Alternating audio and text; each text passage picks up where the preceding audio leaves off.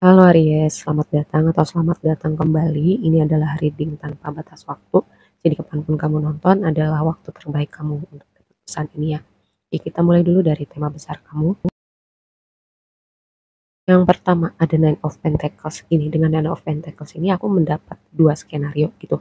Yang pertama karena Nine of Pentacles itu adalah stabilitas, independen, kayak kamu udah banyak mengumpulkan value untuk diri kamu, maksudnya dalam hal skill, dalam hal abundant, mencukupkan diri kamu.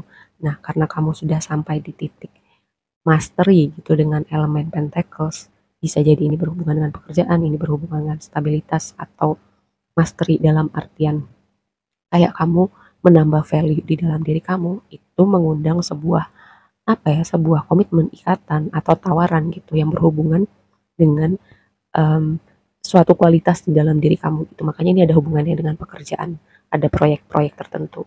Karena tadi ada suatu kualitas di dalam diri kamu. Nah, yang berikutnya adalah ini adalah sebuah ikatan yang berhubungan dengan konteks hubungan romantis gitu. Jadi misalnya kayak selama ini kamu misalnya sudah banyak melakukan inner work, atau kamu belajar nyaman dengan diri kamu, atau kayak kamu belajar fokus ke diri kamu dulu. Nah, ketika kamu lagi asik nih sama diri kamu, muncullah seseorang ini untuk kayak ketika kamu jadi kayak gini, ketika kamu gak mikirin cinta, kamu gak mikirin love life gitu, justru cinta datang ke hidup kamu gitu.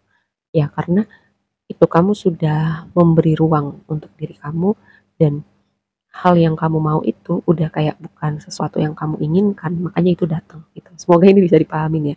Ketika kamu bukan di dalam frekuensi membutuhkan, menginginkan, jadi hal itu justru datang ke dunia kamu. Oke, nah itu temanya dengan Nine of Pentacles karena konfirmasinya adalah ring-ring itu berbicara ikatan, komitmen, bisa juga kayak itu tadi hubungan yang berlanjut ke tahapan berikutnya gitu karena misalnya udah lebih serius lagi gitu ya. Terus tema komunikasi itu signifikan banget sih sekitaran kamu nonton reading ini. Uh, aku lupa deh ini lagi Mercury retrograde atau enggak. Yang jelas mungkin gini ada suatu mungkin ada interaksi yang sepertinya beda frekuensi, jadi sebuah reminder untuk kamu lebih mindful, lebih hati-hati dengan kata-kata kamu, lebih ngerem gitu. Misalnya kalau misalnya kita lagi beda frekuensi nih sama orang, kadang kan gampang emosi, pengennya marah, pengennya cepet, pengennya langsung nyambung gitu, tapi kan nggak bisa selalu begitu ya, apalagi kamu elemen api itu lebih gampang kecolek, lebih lebih mungkin untuk kayak kesabarannya tuh setipis tisu tuh bisa. Makanya tema komunikasi akan signifikan. Itu yang pertama. Terus juga mungkin ada komunikasi yang kamu tunggu, komunikasi yang tidak terduga, misalnya tidak terduga dari orang-orang atau pihak-pihak yang kamu nggak pikir gitu. Karena tadi ada tema untuk kayak ajakan atau tawaran untuk kamu bergabung misalnya dengan sebuah proyek, dengan sebuah pekerjaan. Karena tadi ada suatu kualitas yang sudah kamu bangun selama ini di dalam diri kamu. Karena lihat di sini, sebelum lebih lanjut ya, kita lihat di oracle kamu yang pertama ada woman holding a coin. Nah, ini tuh kayak orang mau ngasih kamu koin-koin itu bisa kayak memberikan uang, atau kayak semacam orang yang ngebantu kamu ngebukain pintu supaya bisa jadi sumber income yang baru. Makanya tadi ini ada hubungannya dengan kayak tawaran pekerjaan atau ajakan untuk berbisnis bersama atau mengerjakan suatu proyek tertentu. Seperti itu. Nah, yang berikutnya adalah thinking woman. Ini tuh kayak dominan ya energi femininnya gitu. Jadi sangat mungkin ada sosok perempuan signifikan di hidup kamu, entah itu calon pemberi kerja, calon rekan bisnis, teman perempuan yang signifikan di hidup kamu akan memainkan peran signifikan sekitaran waktu reading ini ya. Karena berpikir ini bisa jadi membantu kamu memikirkan suatu problem atau menjadi orang yang memberikan perspektif berbeda. Bisa juga kamu lagi mikirin sesuatu nih dan ketemu gitu jawabannya seperti apa. Lalu yang berikutnya adalah cakra hati. Cakra itu berhubungan dengan kedamaian, ketenangan, atau hati kita tuh masih menyimpan sesuatu atau enggak ya, terutama kecewa dan luka dari masa lalu. Terus perhatikan juga kesehatan jantung kamu gitu ya. Ini sebuah reminder aja. Oke, kalau misalnya masih ada luka yang belum diproses gitu, nah ini sebuah reminder kalau misalnya kamu kayak masih menyimpan gitu. Kalau momennya itu masih baru-baru aja itu wajar, tapi kalau sudah lama tapi masih disimpan, ibaratnya kayak aku reminder aja sih, ibaratnya hidup kamu berhenti di situ. Nah, pilihannya ada di kamu, kayak kamu mau hidup kamu jalan terus atau berhenti di suatu masa di mana kamu pernah kecewa atau terluka. Oke. Lalu yang berikutnya, posisi blessing kamu adalah Nine of Wands. Jadi gini, ini sesuatu yang menarik ya. Karena Nine of Wands itu kan orang yang pernah melewati sesuatu hal, orang yang pernah terluka, orang yang pernah berdarah-darah atau berjuang untuk sesuatu. Nah, semua hal itu kayak ibaratnya menjadi bekal buat kamu. Sesimpel kamu lebih kuat, lebih tangguh, udah punya pengalaman, udah lebih bijak. Jadi itu semacam memberi bekal buat kamu entah di level mental, emosional, atau skill-skill yang sifatnya praktikal gitu. Misalnya ketika kamu bekerja keras untuk sesuatu, membangun skill, contoh aja skill otomotif gitu. Kan misalnya kamu udah membangun portofolio kamu atau skill kamu. Nah, dan itu kan prosesnya panjang gitu. Ketika orang untuk mempelajari sesuatu hal itu kan prosesnya panjang, nggak cuma sehari. Itu ada momen dimana kita capek, ada di momen dimana kita mau berhenti.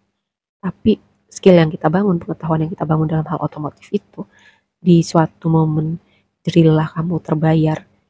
Nah, ini contohnya seperti itu. Atau misalnya kayak kamu pernah kecewa, patah hati gitu.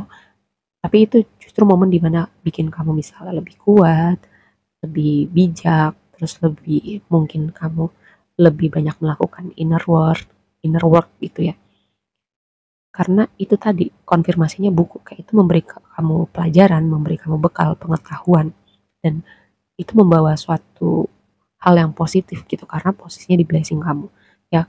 Hal-hal yang kamu lakukan selama ini untuk menambah value di dalam diri kamu itu membawa suatu output yang positif ya karena posisinya di blessing kamu.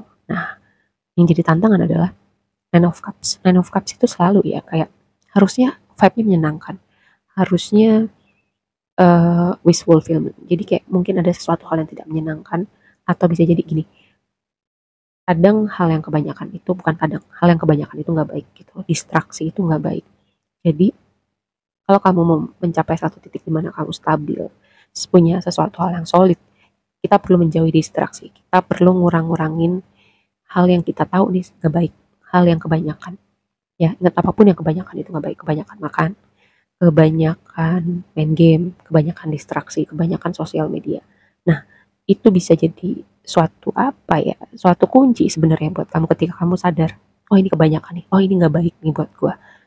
Ketika kamu sadar dan kamu melakukan sesuatu hal dan dengan hal itu dan kamu channeling energi kamu di tempat hal yang produktif dan kamu tahu itu akan bagus untuk goals kamu, disitulah disitulah kamu sedang membangun momentum untuk sesuatu yang lebih apa ya, sustainable gitu, lebih solid untuk jangka panjang.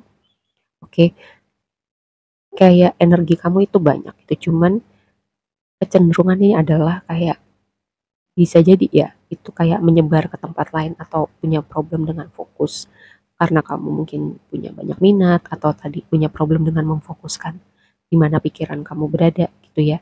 Tapi ketika kamu belajar untuk hal itu, disitulah kamu membangun momentum. Apapun yang kamu hadapin sekarang, kayak aku ngeliatnya gini, apapun yang kamu hadapin sekarang, kamu udah punya bekal untuk ngelewatin itu semua. Entahlah ini hubungannya dengan pekerjaan, entahlah ini hubungannya dengan suatu problem yang lagi kamu hadapin sekarang.